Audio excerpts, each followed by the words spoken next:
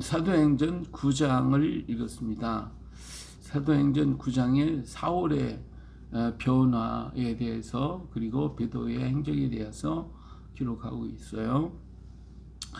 자, 1절에 보니까 사울이 주의 제자들에 대하여 여전히 위협과 살기가 등등하여 대제사장에 가서 다메섹 여러 회당에 가져갈 공문을 청하니 이는 만일 그 도를 따르는 사람을 만나면 남녀를 막론하고 결박하여 예루살렘으로 잡아오려 함이라 그랬어요.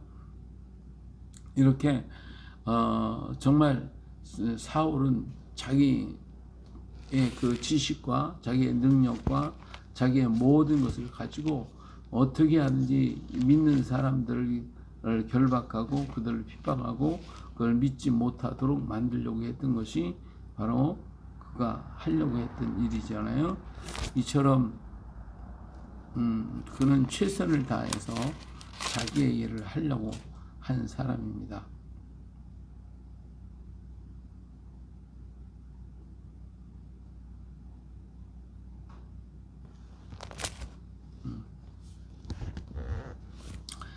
자, 하나님께서 사람을 사역을 시키려고 할 때에 하여튼 열정적인 사람을 하나님 택하십니다. 그저 밋밋한 사람을 택하는 게 아니라 열정적인 사람을, 그 사람이 한 번만 바꿔지면 방향만 틀면 아주 그냥 그런 열정을 가지고 끊임없이 하니까 하나님은 그런 사람을 택하시는 거예요. 그런데 하나님이 개입하지 않았다면 사울은 어떻게 되겠어요? 사울은 여전히 사울로 남아서 교회를 핍박하고 잔멸하겠죠. 그러니까 사람이 자기 지혜나 또 자기 이념이나 자기 사상에 한번 물들면 이게 정말 바꾸기가 굉장히 어렵습니다. 한번 바뀐다는 게 이게 보통 어려운 일이 아니에요. 오히려 신앙, 종교를 갖는 것보다도 이념에 붙잡힌 게 더 무서워요. 여기 한번 잡히면 죽자사자기 따라가니까 이걸 바뀐다는 거, 이 이념이 바뀐다는 거는 자기가 어떤 특별한 체험이 아니고는 바뀌어지지가 않아요. 다시 말하면 하나님의 강력한 역사가 아니고는 도저히 바뀌어지지 않습니다. 오늘날 우리나라에도 이 이념에 물든 사람들이 현실을 보고 상황을 보고 모든 걸 다 보면서도 안 바뀌는 거예요. 그들은 그 이념에 딱 바뀌어가지고 거기서 바뀌어지질 않아요.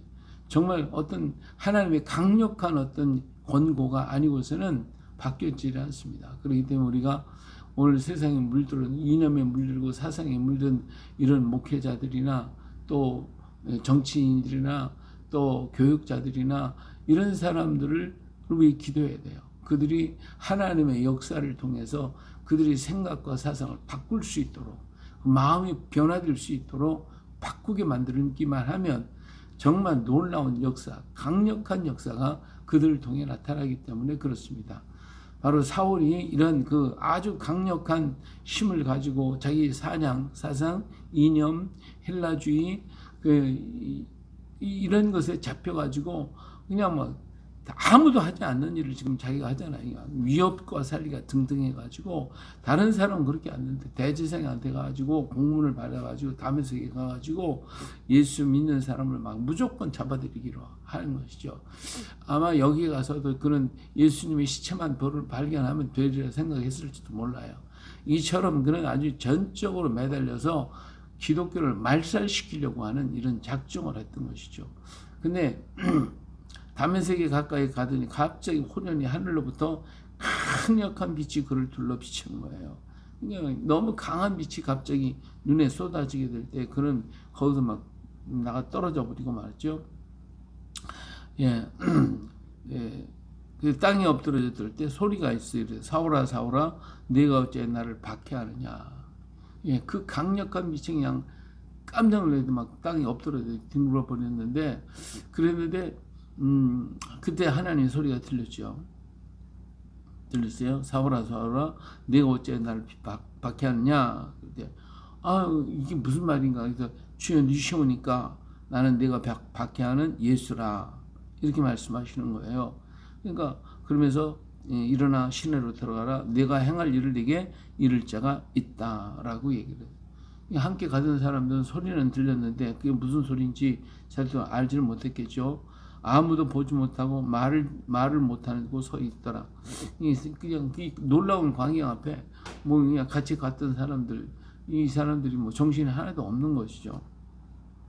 사울이 간신히 일어나서 눈은 열었지만 아무것도 안 보이는 거예요. 그러니까 당달봉사가 된 거죠, 말하자면.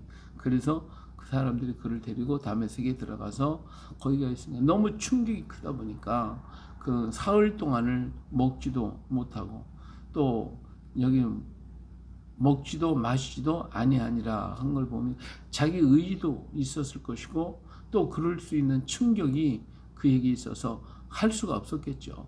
그래서 사흘 동안을 이렇게 하지 못하고 여러 가지로 생각이 많았겠죠. 그런 이러한 일들을 보면서 사울은 사실은 예수 믿는 사람을 받게 했지 예수님을 받게 한 적은 없거든요. 예수님을 만난 적도 없고 예수님을 본 적도 없어요.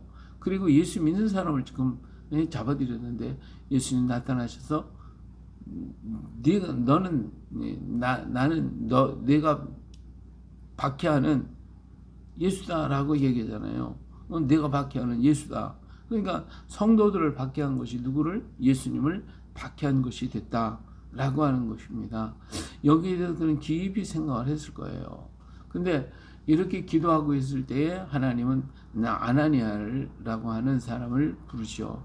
그래서 집가라고 하는 거리감은 유다의 집에 5사람 사울이라는 사람이 있으니 가서 그가 기도하고 있다. 그러니까 그 사람한테 가서 안수하여 다시 보게 하라 했어요. 그러니까 지금 사울은 그런 충격을 입으면서 깊은 묵상과 기도에 들어간 모습을 볼 수가 있어요. 그러니까 사울은 이 가말리엘 문화에서 율법을 배웠고 하나님을 공경하는 방법을 배웠고 여러 모양으로 그는 철저한 그런 훈련을 받는 사람이었을 거예요. 그렇기 때문에 그는 지금 그런 충격 속에서 기도하고 있었겠죠. 도대체 이게 무슨 일인가 하고 깊이 생각을 하고 있었을 거예요. 근데 아나니아에게 하나님이 임하셔서 말씀하시죠. 그래서 아나니아가 이 사람은 예루살렘에서 주의 성도를 적지 않게 해를 끼쳤다고 이 소문이 여기까지 소문이 났고 이 사람이 여기까지 와서 믿는 사람을 박해하려고 온 것입니다. 그럴 때에 하나님 예수님께서 그러죠. 가라, 이 사람은 내 이름을 이방인과 임금들과 이스라엘 자손에게 전하기 위하여 택한 나의 그릇이다. 그가 내 이름을 위하여 얼마나 고난을 받아야 할 것을 내가 그에게 보이리라. 그래서 하나님이 그를 부르셨다는 거, 우리 주님이 택하셨다는 거, 한 방향만 바꾸면 아주 놀라운 사람이 되거든요. 그렇기 때문에 우리 하나님이 방향을 바꿔주기를 위해 우리 기도해야 돼요.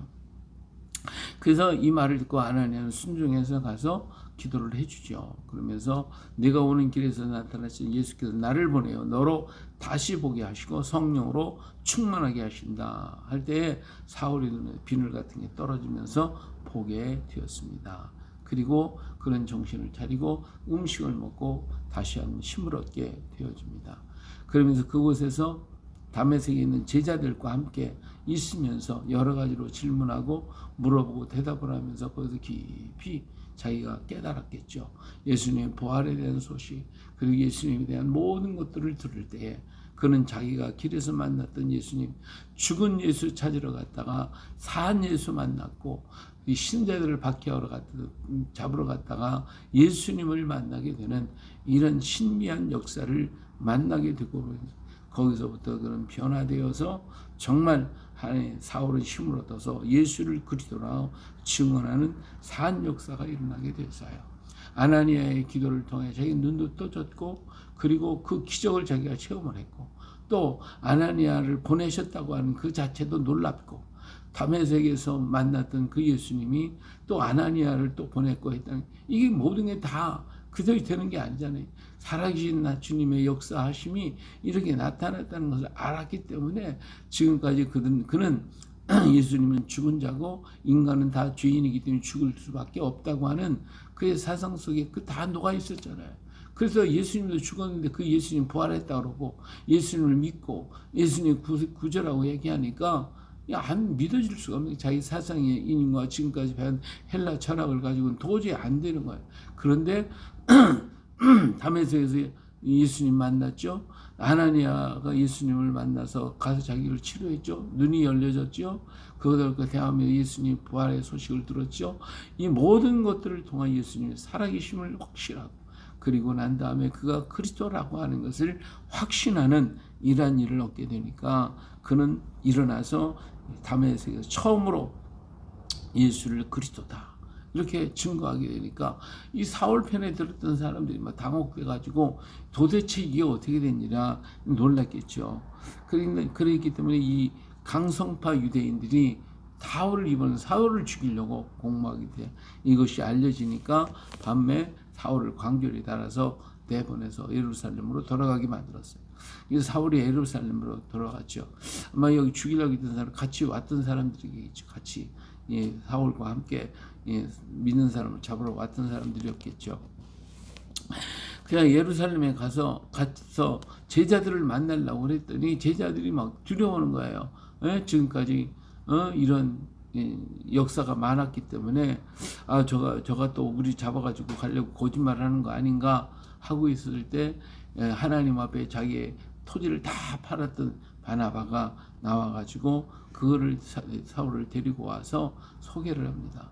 그러면서 다메섹에서 만났던 예수님, 그리고 어떻게 변화됐던 거, 이런 것들을 얘기하게 될 때에 그가 거기서 제자들과 함께 있으면서 예수를 이름을 담대하게 전하게 됐습니다. 근데 여기 항상 문제가 있어요. 헬라파 유대인들 그리고 이 사람들은 이 헬라파 사람 인간의 지능, 인간의 지식 이런 것들로 아주 가득 찼기 때문에 이들이 하나님의 신비한 역사를 얘기해봐야 이게 통하질 않아요. 헬라파 사람들은 헬라파 유대인들과 함께 말하면 별로하니 그 사람들이 죽이려고 그러니까 저거 정신 나갔구나, 저거 미쳤네. 그러면서 오히려 사울을 죽이려고 하더라 그거예요. 자, 이렇게 되니까 바나바나 제자들이 가만히 생각해 볼 때 사울이라고 하는 사람이 이렇게 박해를 받고 하다가 언제 어떤 일을 당할지도 모르겠고 이런 인해서 사도들 전체적인 어떤 문제가 생겨지게 될 것 같아서 그를 자기 고향 다소로 얼마 동안 있으라고 가서 보내게 되었습니다.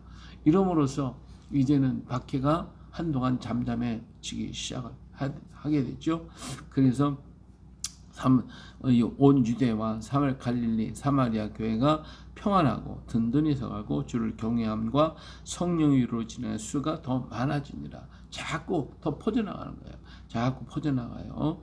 자, 그때에 이제 이러한 놀라운 역사가 일어나고, 그 다음 베드로의 사역에 대해서 합니다. 베드로가 루다에 가다가 거기 성도들에게 내려가는 거기 에느냐라고 하는 사람이 있었습니다. 이 사람이 중풍병으로 누군지 8년이나 됐는데 베드로가 가서 에느냐야, 예수 그리스도께서 너를 낫게 하시니 일어나 내 자리를 정돈하라. 그러니까 일어났어요.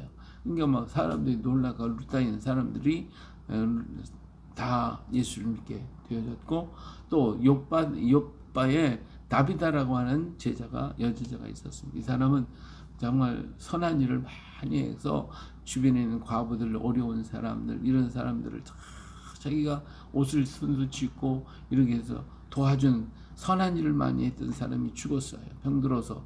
그래서 다락에 누워놨는데 이 루다에 그 베드로가 왔다는 소리를 듣고 사람을 보내가지고 베드로를 청했죠. 그러면서 울면서 이 다비다가 한 일을 많은 사람들이 울면서 얘기를 하니까 그 마음에 감동을 받았던 베드로가 그에 가가지고 그와 함께 다락방에 올라와서 하나님 앞에 간절히 기도했잖아요. 기도했더니 그러면 시체를 향해서 다비다야 일어나라. 그러니까 그가 눈을 떠서 바라봤죠, 베드로를.